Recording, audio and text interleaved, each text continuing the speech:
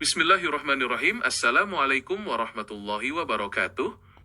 Surah Ibrahim adalah surah ke-14 di dalam urutan Mushaf Al-Quran, dan termasuk ke dalam golongan surah Makkiyah, karena diturunkan di kota Mekkah sebelum Nabi Muhammad SAW hijrah ke Madinah, dengan jumlah keseluruhan sebanyak 52 ayat. Dinamakan surah Ibrahim merujuk kepada kisah dan doa Nabi Ibrahim alaihissalam yang diabadikan di dalam surah ini, khususnya pada ayat 35 hingga 41 yang merekam permohonannya kepada Allah Subhanahu wa Ta'ala agar menjadikan kota Mekkah sebagai negeri yang aman serta menjauhkan dirinya beserta anak cucunya dari perbuatan menyembah berhala. Isi pokok dari surah Ibrahim secara keseluruhan berfokus pada penegakan akidah tauhid, penolakan terhadap kesyirikan, serta penghiburan bagi Nabi Muhammad SAW dan kaum mukminin dalam menghadapi penolakan dari kaum kafir Quraisy. Surah ini menegaskan bahwa tujuan diturunkannya Al-Quran oleh Allah Subhanahu wa Ta'ala kepada Nabi Muhammad SAW adalah untuk mengeluarkan umat manusia dari berbagai macam kegelapan kekufuran menuju cahaya keimanan yang terang benderang atas izin Allah Subhanahu wa Ta'ala. Selain itu, surah ini juga memuat kisah-kisah umat terdahulu seperti kaum Nabi Nuh alaihissalam, kaum Ad, kaum Thamud, serta umat-umat setelah mereka yang mendustakan para rasul utusan Allah Subhanahu wa Ta'ala, sehingga dapat dijadikan pelajaran berharga bahwa azab Allah Subhanahu wa Ta'ala sangat pedih bagi orang-orang yang mengingkari kebenaran. Aspek-aspek penting yang terkandung di dalam surah Ibrahim meliputi aspek akidah, sejarah, hukum sunnatullah, serta perumpamaan amal manusia. Dari aspek akidah, surah ini memperkuat keyakinan tentang keesaan Allah Subhanahu wa Ta'ala, kekuasaannya di langit dan di bumi, serta kepastian hari kiamat tempat setiap manusia dibangkitkan untuk mempertanggungjawabkan perbuatannya. Dari aspek sejarah, surah ini menampilkan dialog antara para rasul dan kaum mereka, serta keteguhan iman Nabi Ibrahim alaihissalam dalam menegakkan tauhid di tengah kaumnya yang ingkar. Dari aspek sunnatullah, dijelaskan pula bagaimana kenikmatan yang diberikan Allah Subhanahu wa Ta'ala kepada suatu kaum dapat berubah menjadi azab apabila mereka mengingkari nikmat tersebut dan berbuat kufur. Terakhir, terdapat aspek perumpamaan amal, di mana amal orang-orang kafir diibaratkan bagaikan abu yang ditiup angin kencang pada hari yang berangin badai, yang berarti amal kebaikan mereka di dunia tidak memberikan manfaat sedikit pun di akhirat di hadapan Allah Subhanahu wa Ta'ala.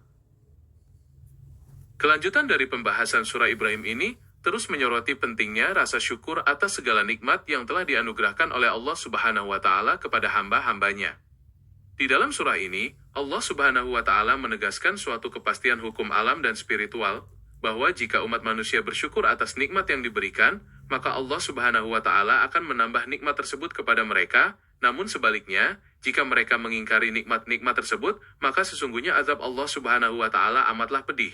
Penegasan ini dimaksudkan agar manusia senantiasa menggunakan akal dan hati nurani mereka untuk merenungkan ciptaan Allah Subhanahu wa Ta'ala yang membentang luas di alam semesta, mulai dari pergantian siang dan malam, kapal-kapal yang berlayar di laut dengan membawa manfaat bagi manusia, hingga air hujan yang diturunkan dari langit untuk menghidupkan bumi yang tadinya tandus. Bagian penting berikutnya yang diuraikan secara mendalam di dalam surah Ibrahim adalah gambaran mengenai hari kiamat dan pemandangan di padang mahsyar ketika manusia dibangkitkan dari kubur mereka masing-masing. Surah ini melukiskan bagaimana orang-orang zalim dan para pemimpin kesesatan saling berdebat dan melempar tanggung jawab di hadapan Allah Subhanahu wa Ta'ala ketika mereka melihat azab yang pedih dengan mata kepala mereka sendiri. Orang-orang yang lemah yang dahulu mengikuti para pembesar kafir akan meminta pertanggungjawaban, sementara para pembesar tersebut menyatakan diri mereka berlepas diri dan tidak mampu menolak sedikitpun azab Allah Subhanahu wa Ta'ala. Di tempat peradilan yang agung tersebut, setan juga akan memberikan pengakuan yang sejujur-jujurnya kepada para pengikutnya, bahwa segala janji yang pernah ia berikan dahulu adalah janji yang palsu, sehingga tidak ada tempat berlindung bagi manusia selain memohon ampunan dan rahmat dari Allah Subhanahu wa Ta'ala. Kelanjutan uraian dari surah Ibrahim ini juga menyoroti dialog akhir yang sangat mengharukan dan mengerikan di neraka antara orang-orang yang sombong dengan para pengikut mereka yang sesat. Di sana, digambarkan bagaimana penyesalan tiada tara meliputi orang-orang kafir ketika mereka memohon kepada Allah Subhanahu wa Ta'ala agar diberikan kesempatan sekali lagi untuk kembali ke dunia, agar mereka dapat beramal soleh dan tidak mengulangi kesalahan masa lalu. Namun, permohonan tersebut telah terlambat dan ditolak, karena waktu kehidupan dunia telah habis, dan ketetapan Allah Subhanahu wa Ta'ala mengenai hari kiamat telah berlaku secara pasti.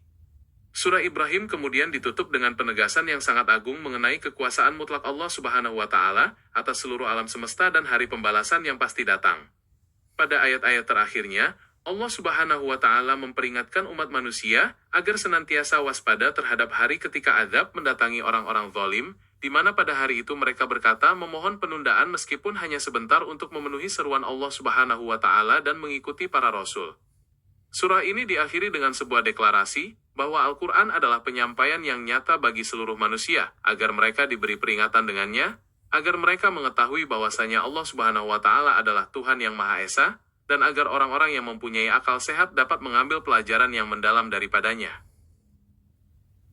Kelanjutan uraian dari surah Ibrahim ini juga memperkuat pemahaman mengenai bagaimana Allah Subhanahu wa Ta'ala memberikan perumpamaan bagi kalimat yang baik dan kalimat yang buruk di dalam kehidupan manusia. Kalimat yang baik diibaratkan seperti sebuah pohon yang baik, yang akarnya menghujam kuat ke bumi, dan cabangnya menjulang tinggi ke langit, senantiasa menghasilkan buahnya pada setiap musim dengan izin Allah Subhanahu wa Ta'ala.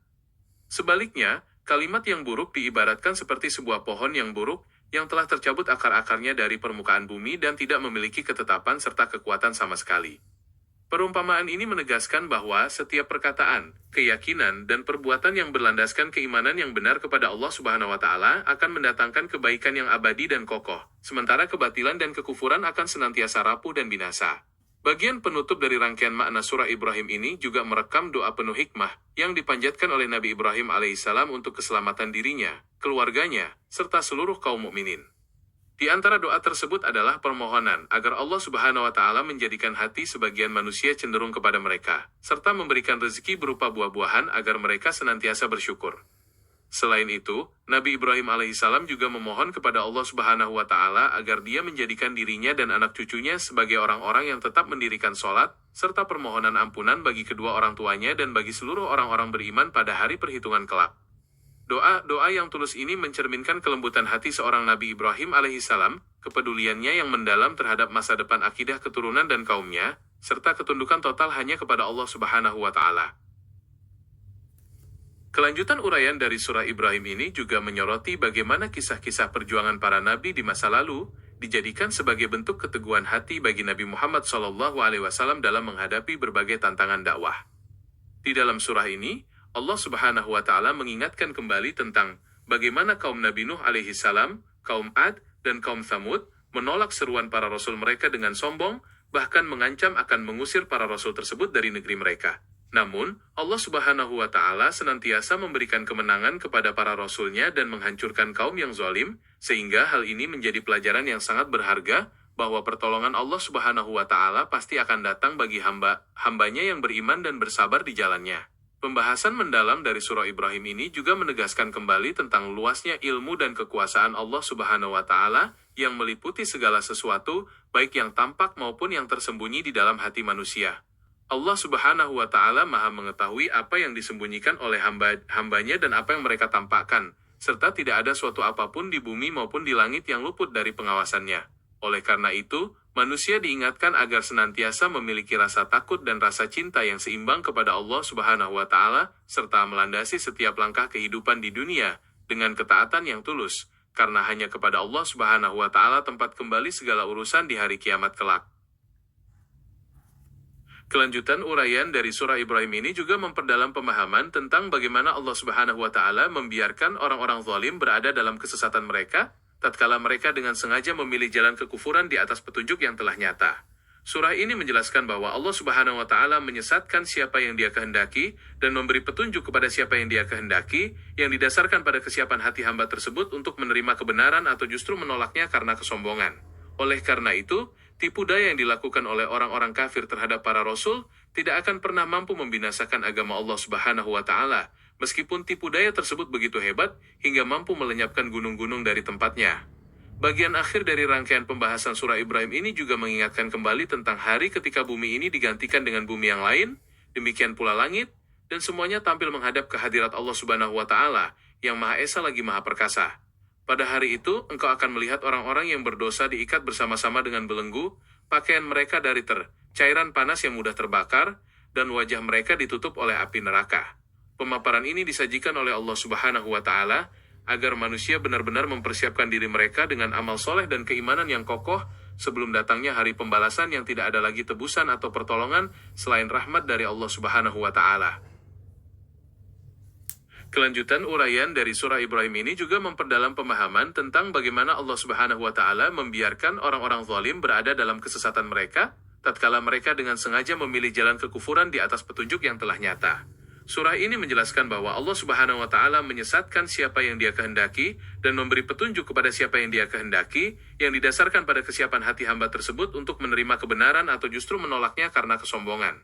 Oleh karena itu, tipu daya yang dilakukan oleh orang-orang kafir terhadap para rasul tidak akan pernah mampu membinasakan agama Allah Subhanahu wa Ta'ala, meskipun tipu daya tersebut begitu hebat hingga mampu melenyapkan gunung-gunung dari tempatnya.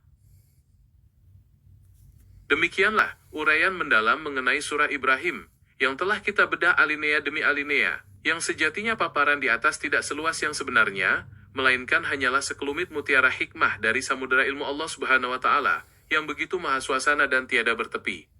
Semoga setiap untayan makna tentang tauhid, keteguhan para nabi, serta renungan akhirat yang telah disampaikan mampu menerangi hati, memperkuat keimanan, serta menuntun langkah kita semua di atas jalan yang diridhai oleh Allah Subhanahu wa Ta'ala. Wabillahi taufik wal hidayah. Wassalamualaikum warahmatullahi wabarakatuh. Assalamualaikum warahmatullahi wabarakatuh. Saya ingin menyampaikan, bagi saudara-saudara yang menyimak semua ulasan yang ada pada channel ini, silahkan kalau ada keinginan untuk mendownload atau mengcopy dan melakukan editing apa yang ada atau diolah sendiri ke channel Anda. Saya Abu Bakar Abdullah sebagai pembuat channel, mengizinkan untuk hal tersebut, agar Anda mendapatkan manfaat dengan menyebarkan ilmu, supaya mendapatkan kebaikan, dan mohon niatkan sebagai amal jariyah, agar pahala selalu mengalir pada saudara, dan semoga bermanfaat bagi yang mendengarkan. Dan mohon maaf jika ada sesuatu yang kurang berkenan atau kurang dimengerti penjelasannya. Dan kalau ada komentar atau pertanyaan silahkan ditulis di kolom komentar. Atau dapat menghubungi kami. Demikian dan terima kasih sebelumnya atas perhatian dan dukungannya.